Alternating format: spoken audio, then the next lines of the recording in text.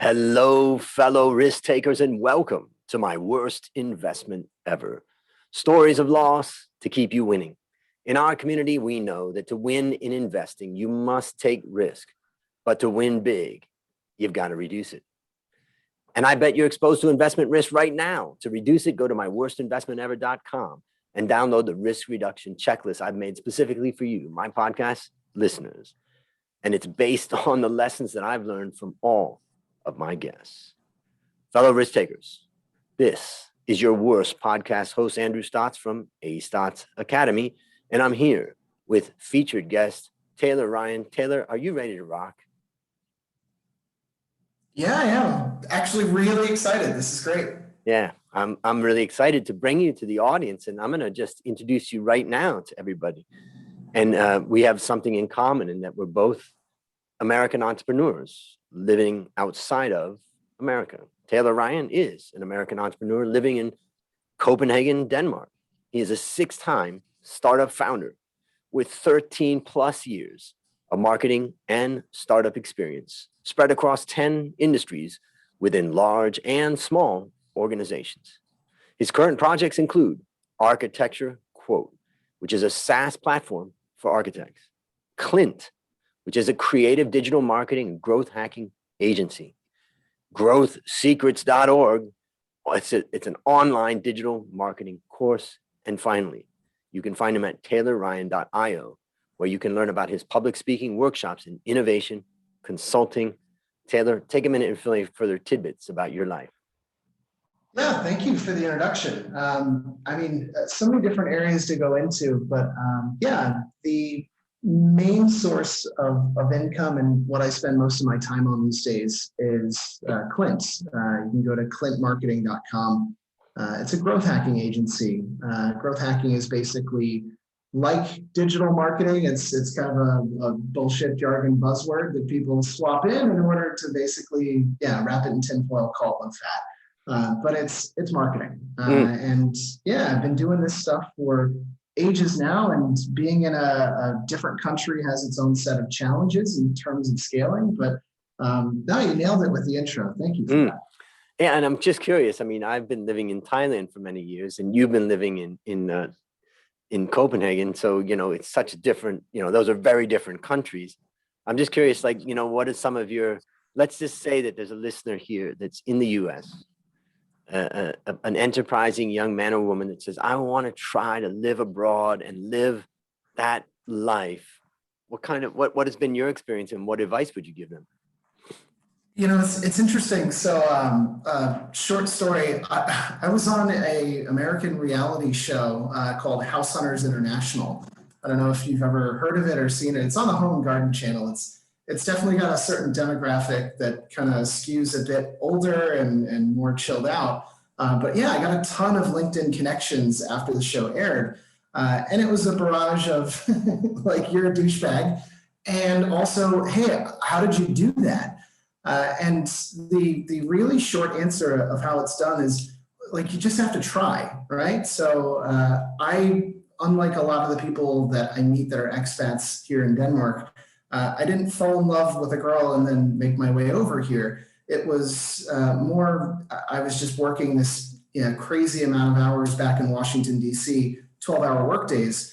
And I got a chance to just travel for a super short period of time to a place like this that has a lot more of that work-life balance. And yeah, it blew me away. Like, you get 25 days mandatory of paid vacation. That's a month. It took me about 4 months, and it was like having a second full-time job of setting up all kinds of interviews, targeting, automating as much as I could, in order to eventually get 2 different offers, one within Vienna, Austria, and one here in Copenhagen, Denmark. Leverage the two to get a nice wage. Within 5 months of my visit, I was out here working and making a life out of it. That's cool. And I'm going to tell you a quick story, and then I'm going to ask you a question in relation to this story. After living in Thailand for nearly 30 years, I thought I pretty much know everything about Thailand, Thai people, Thai culture. If I don't know by now, come on.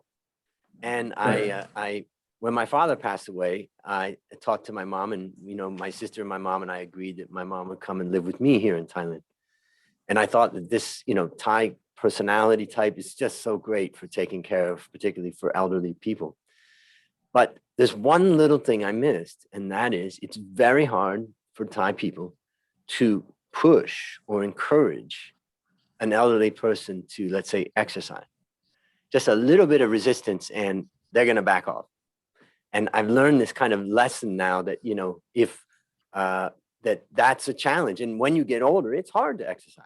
And you do need a little boost. And I think about, there was an angel woman that took care of my mom for a while when I was back in the US. Her name's Ann Walker. And Ann was just like, all right, you got to get up. You got to go. And mom would be like, I don't want to exercise. And she'd be like, all right, I'll give you 5 minutes. I'll give you a back rub and then let's go. And she just wouldn't let up until my mom, had to exercise. But it's just like this one little thing that I just kind of missed, is that little thing that does make a big difference. So if you're retiring here and you're healthy and all that, I think it's great. And if you're retiring here and you're towards the serious end of your life and you just need comfort, it's perfect. But it's that period in between that I just didn't understand. So my question to you, what's something that you now have kind of come to understand that you really misunderstood or you didn't really understand when you first, arrived? Yeah, I have an answer for this, but it always it pisses off the Danes to say it, but it's fine. I mean, none of them are listening anyways, or at least not many. So I miss competent people. And, I came from a place where there was such a motivation to be the best at your craft or be something in the way of motivated to continue to reach upper echelons of whether it's your own business or the companies that you're working for. But the spirit of I have to work hard in order to achieve. There's this really strange thing in psychology. It's called the Dunning-Kruger effect. I'm not sure if you're familiar, but I'll explain. So the idea is basically that sometimes the dumbest people in the room think that they're the smartest, just because naturally they don't know enough about the subject. So therefore they just proclaim things. Unfortunately, I found that to be the case out here, where there are so many people that claim to be experts in things that they've never touched. And it's because you have such an amazing balance of life. In terms of working 7-hour days, most people roll in, if they have kids, they're rolling in at 9:30, 10 o'clock, leaving at 4. And then, with your month off, like, you don't necessarily have the time to become that amazing, like, give your life to this craft type of person. And so what I find is that I encounter a lot of people that have reached a really amazing role or are at some leadership significance. And then you actually sit down with them and it's like, bruh, like, you don't, like, you are so far removed from reality. Like, I love your confidence, but it's bewildering. Versus I think in the States, you have people that really give themselves to their career, and that can be also a balance. There can be good and bad in both sides, but yeah, the Dunning-Kruger effect is real. I'm sure that there's plenty of them saying, damn Americans, just all focused in on work and, just try to be an expert on this. And, yeah, but it's a great point. I mean, and it's, one of the things about doing this podcast that I've learned is just the different cultures and the way different cultures see things. And, I often talk about the Thai culture, which is not driven by money. That is not what's important at work is relationships. Money is important, but it's not a high priority. So if you walk in and go, we're going to have a competition for the person who sells the most of this and that, that type of thing doesn't motivate them compared to we're going to go out for a weekend to a resort where we're all going to be together, and it's just such a different thing. So yeah, it's interesting to learn other cultures. And I think the one last thing that I would say is that particularly China was really a challenge for me. I went to do my PhD there and I was going back and forth between Thailand and China. And, everything I grew up with about China was, communism and, just this is such a backward country. And it's just so, I was feeling that people were going to be, tied to whipping posts on streets and, whatever. And, you just arrive and it's just amazing. And then you see that it's this really, really pretty developed place, particularly the big cities like Shanghai as an example. But then you also then see all of these customs that are very, very odd and strange and, maybe gross in some ways for you. And so my challenge to myself when I was in China was like, wait a minute, China's been here for 5,000 years as a civilization. If I just walk in here and say, that's wrong, that's not the way to do it, I don't do it that way. You just realize that you're just bringing this framework and you're refusing to break out of it. So really the challenge I find as living abroad is how to step out of your frame, the framework that you're built in, and just observe. You're never going to be able to participate in the way, let's say, that a typical person there will, but just observe. And I just find that fascinating. Yeah, I think there's a lot of that self-awareness that you don't realize until you kind of go back to visit and you're like, oh, how weird. I used to do all of these other things. I don't do any of those anymore.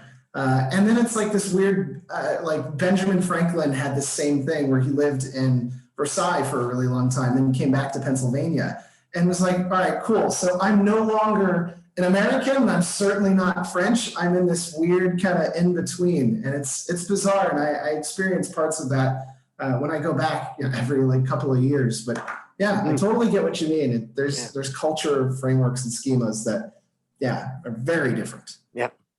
All right. Well, first of all, it's great getting to know you, and we have some things in common there that's fun to talk about. And I know some of the listeners are saying, like I was when I was 26, I'd finished my MBA. I was working for Pepsi in Los Angeles.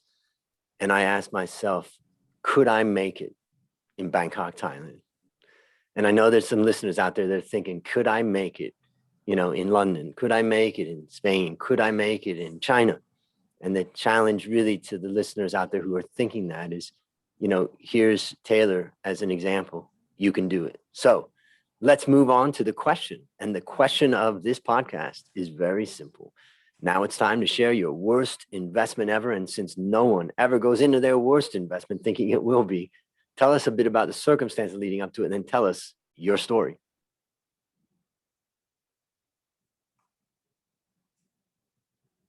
Sure. Let me connect to a different network connection because I can see I might be going in and out. No then problem. I'll dive in. One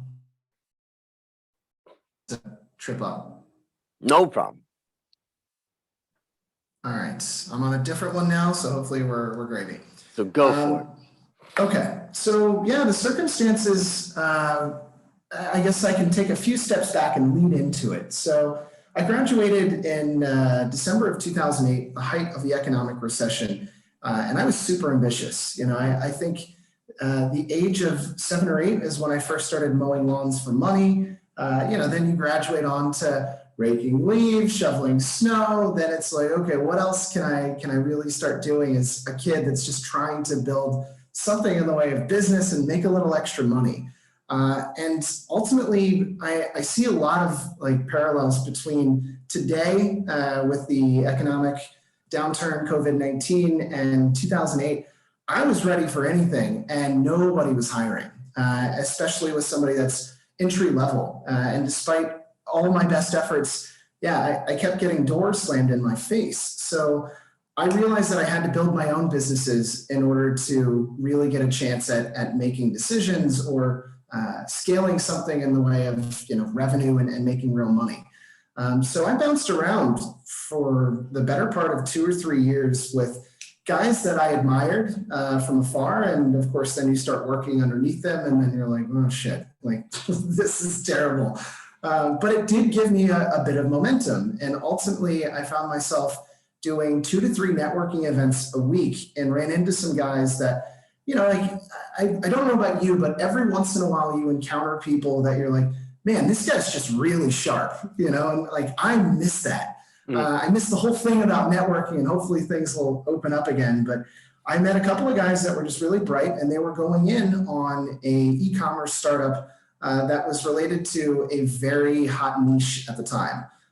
It was food tech / e-commerce. Gluten-free food was the big craze. Do you remember? Gluten-free was yeah.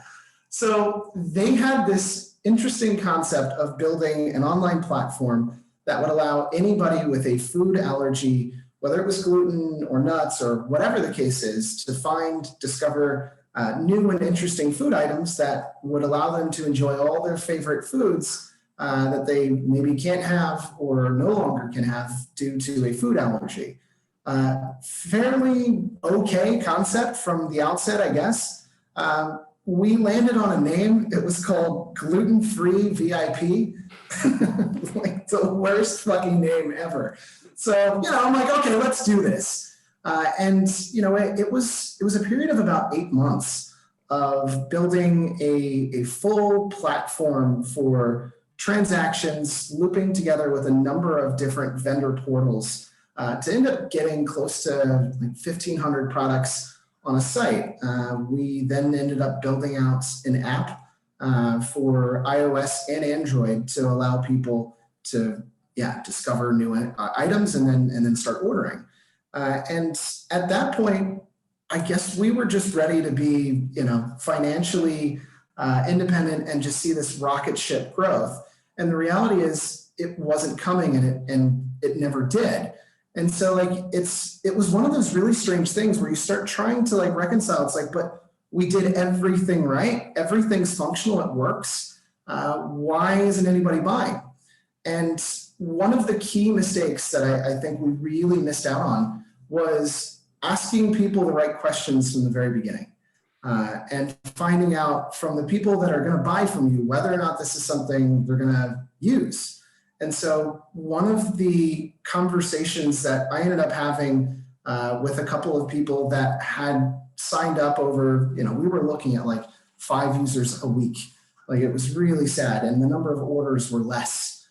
So this is not something you're going to make money on. So I'm sitting down with them and, I'm like, well, tell me about why you like the platform. They're like, oh, I can find stuff and I can filter. I'm like, cool. So would you really use this platform on a regular basis? And they're like, oh yeah, it seems great. And I'm like, okay, well, you haven't logged in 2 weeks. So would you actually use this platform or are you just telling me that? And they're like, oh no, of course not. I get my food from the grocery store and you guys charge shipping on every item. So definitely not. And then there's this really just sad kind of, oh, well, yeah, that makes sense. If I had asked those questions 8 months ago, I think I'd be in a much better position to pivot and do something about it. But because we didn't, we burned tons of time, tons of energy, money, of course.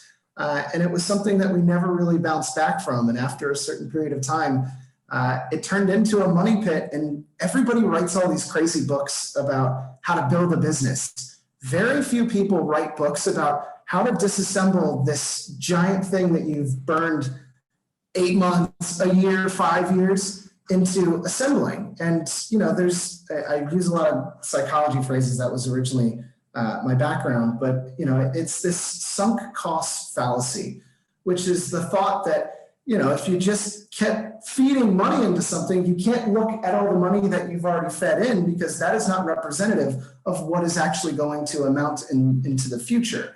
So the idea of all this time that I've spent and all the energy that I put in has no bearing on whether or not this thing is going to be successful.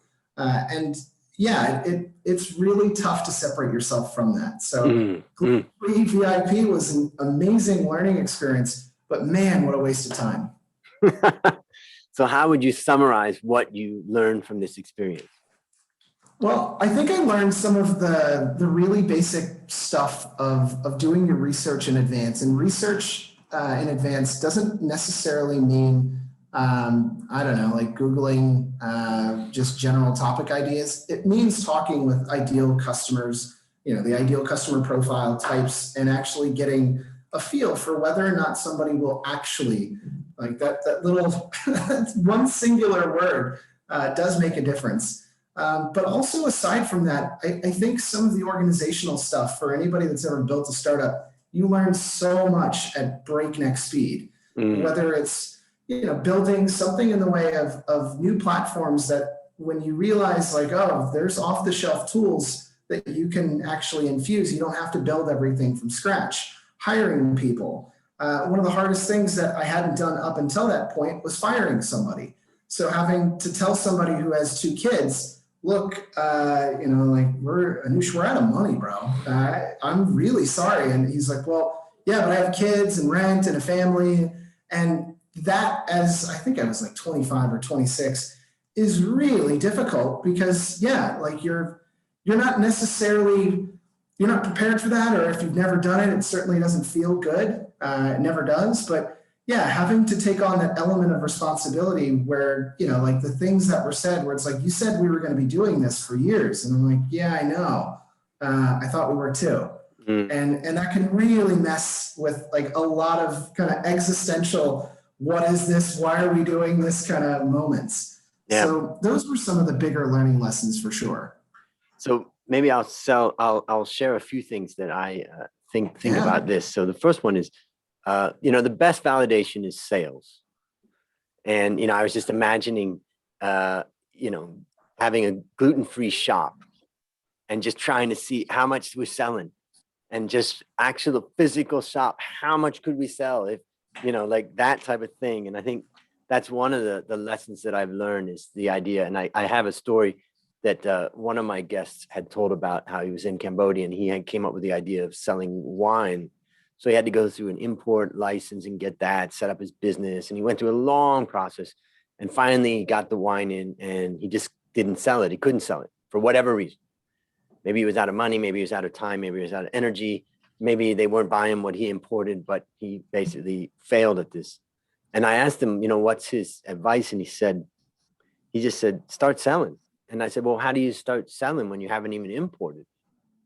He said, there were wine importers. I could have bought a crate of wine and started selling it and just started selling it. And I was like, damn, that really, that shook me. And so now the second thing that I want to talk about is that I was on a podcast a couple of days ago called Startup Operator out of India.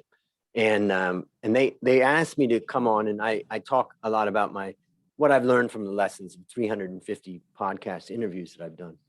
But I decided for them, I would do some additional research. And so what I did is I went through all of my interviews that were startup based. Luckily, I have some interns working with me, so they've been helping me go through. And we've identified all of them that were startup failures. And then we tried to classify what they claimed were their biggest mistakes, basically. And then I tried to see, is there some commonality in there? And so this is not my opinion, although I have my own opinions on startup from my own experience. But here is what my guests say. Would you like to hear the list of the top 6? Yeah, hell yeah. So the first most common mistake was bad hiring decisions. The second most common mistake of startup companies of people that I interviewed that failed in startup was poor management of time and people. The third was ineffective teamwork and collaboration. The fourth was waited too long to start selling. The fifth was weak accounting and finance. And the sixth was low product quality.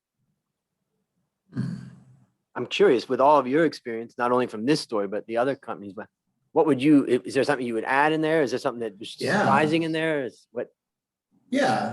So my experience, I've written a ton of content around this stuff and done actually a number of presentations around it because I've had 6 startups and 5 of the 6 were just disastrous. But it's all building and breaking even is in some sense as good as almost succeeding, or maybe it's actually quite the opposite. But the idea was I found that finding product market fit was usually number 1 on my book. So like I've met so many people, especially out in Scandinavia, that have this crazy, drive towards sustainability, impact, all of these things that are, of course, good for the planet and why not? But it's a lot of greenwashing and virtue signaling. And so the reality is there's a ton of people that are selling products that there is no market for. And without speaking to customers, like I really missed this really obvious ask. I should have spent at least a month doing that or a few weeks to talk to 50, 100 people that would buy from me in the future. I found that was a major area of failure. Once you're over the hump and you're maintaining some form of revenue and you're growing, I found that a lot of startup founders miss the ball when it does come to finance and how they dole out anything in the way of equity, or are looking at splitting up something in the way of like a round for funding. And there's a number of like great documents out there, like Y Combinator has the Safe Docs, Yep. SAFE, and those are fantastic. But I see this all the time. I do a ton of like mentorship for free and stuff like that for small startups. And there are some scumbag douche nozzle advisors out there that will come in with a fancy background. It's like, well, I was director of this at a giant bank, so put me on your board as an advisor. And for that, I'll take 5% of your total equity. And it's like, yo, fuck this guy. Sorry for my language. Yeah. But, like there's so many people that come to you with a hand out. And if you don't have a good idea of how to do sweat equity, how to build out a model that allows you to protect some of your intellectual property, like you are in a really tough situation in terms of like real scalable growth. Mm-hmm. And so many founders miss that because they're so focused on building the product or service and not necessarily protecting what it is that they're building, which, is sometimes counterintuitive. It's interesting because recently I've been signing up a lot more clients in Thailand and in Asia as what I would call kind of outsourced CFO. But really what it is advising and making sure, number one, I think my biggest advice for startup is you need to have monthly financial statements, a monthly close. If you can do that every single month, then you've eliminated almost 95% of any problems you're going to face in the world of accounting and finance. Yeah, you've got to think about your spending and all your revenue and all that. But first thing is that. And so I have a team, and my business partner is very great at basically cutting the Gordian knot in a startup and basically saying, we're going to get this thing so that we've got monthly financial statements within 3 months.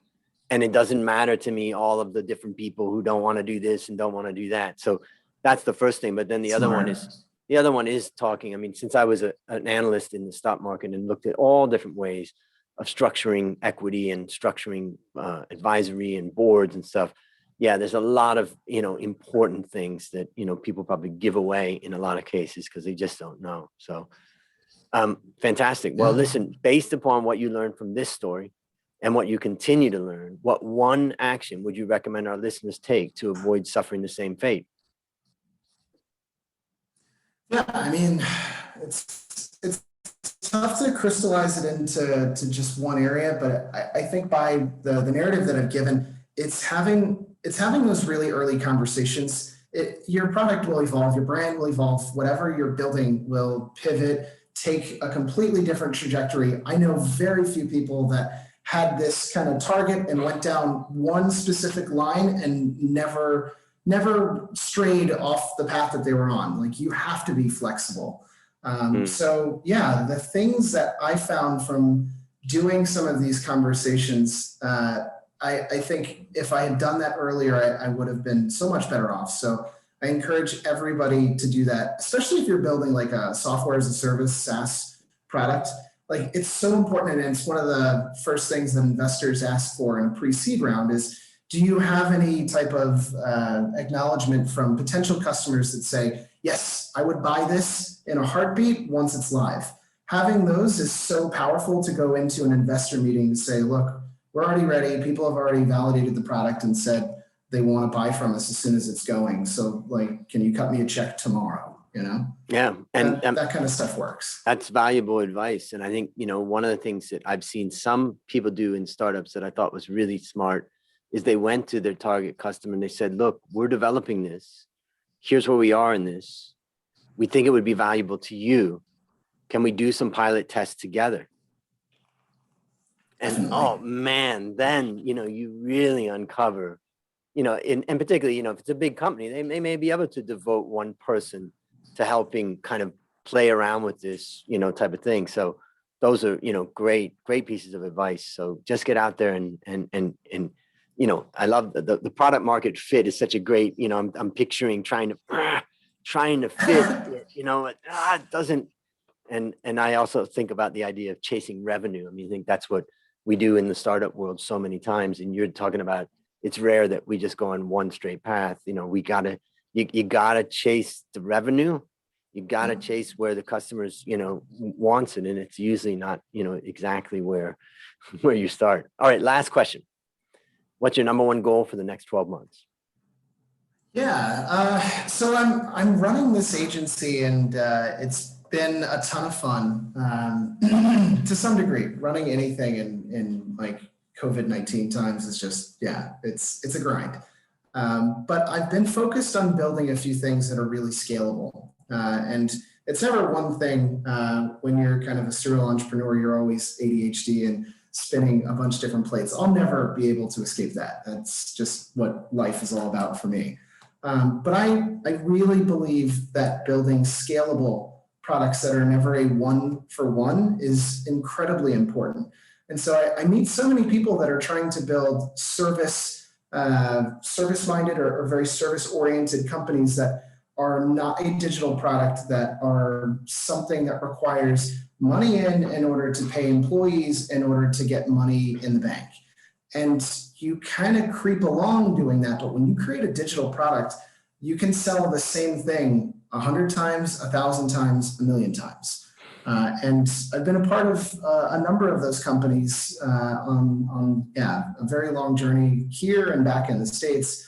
And so I've been developing a couple of different things. So growthsecrets.org was something that was this growth hacking masterclass that I just kind of figured I was delivering common sense, but a lot of people are really into it. So I'm in the process of kind of bolstering some of that.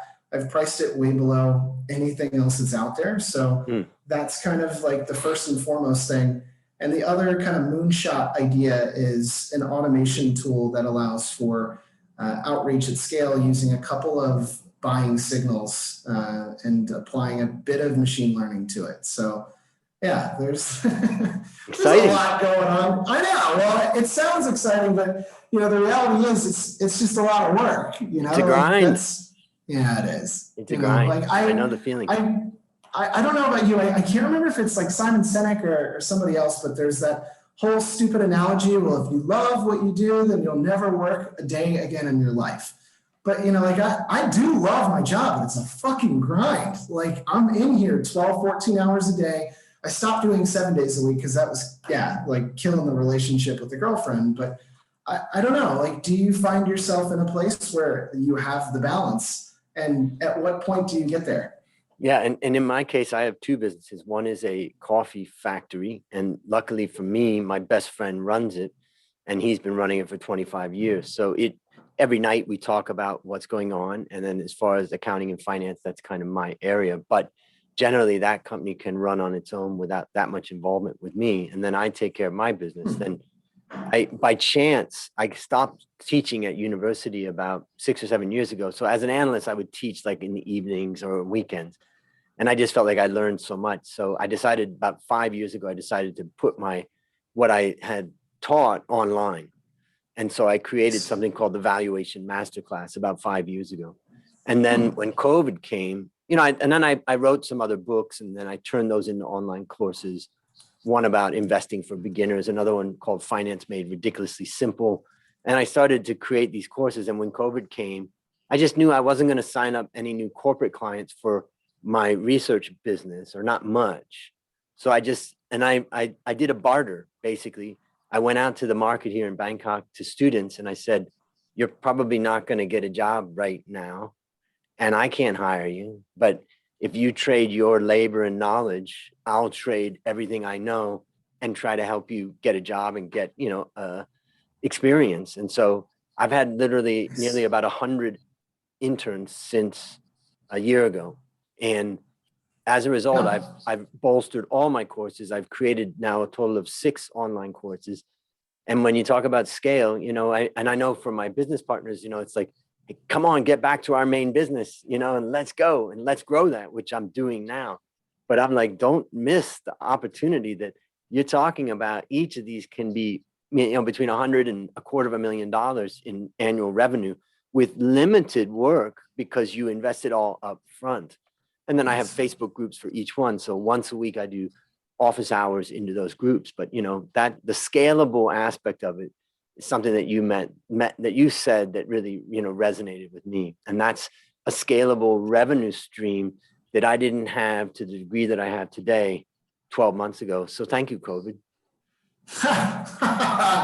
I like that. And to that point, I think that's something that in every job interview, like 6 months from now, every hiring manager is going to say, hey, what'd you do for like that whole year and a half where everybody was like shut in?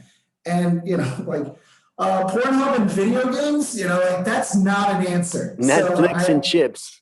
Yeah, like that's crazy to me. So good on you. I totally respect that. Well, I think that there's another aspect that I would challenge the listeners to also think about, and that is that when COVID happened, first of all, obviously it's scary and all that, but I'm still young. I'm only 55. I'm in good shape.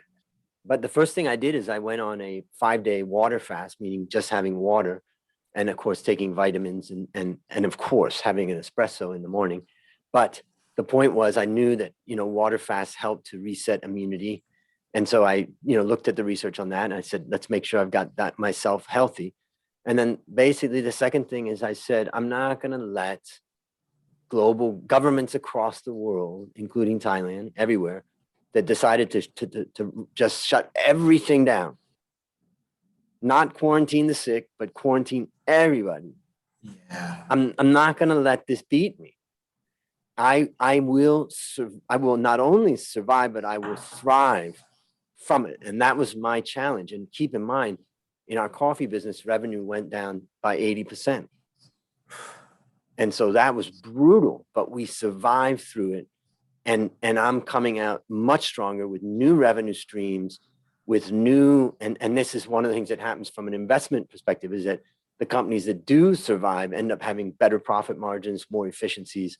And that's part of the reason why markets actually, are justified to some extent for being strong. So I challenge the listener out there to take a moment, stop.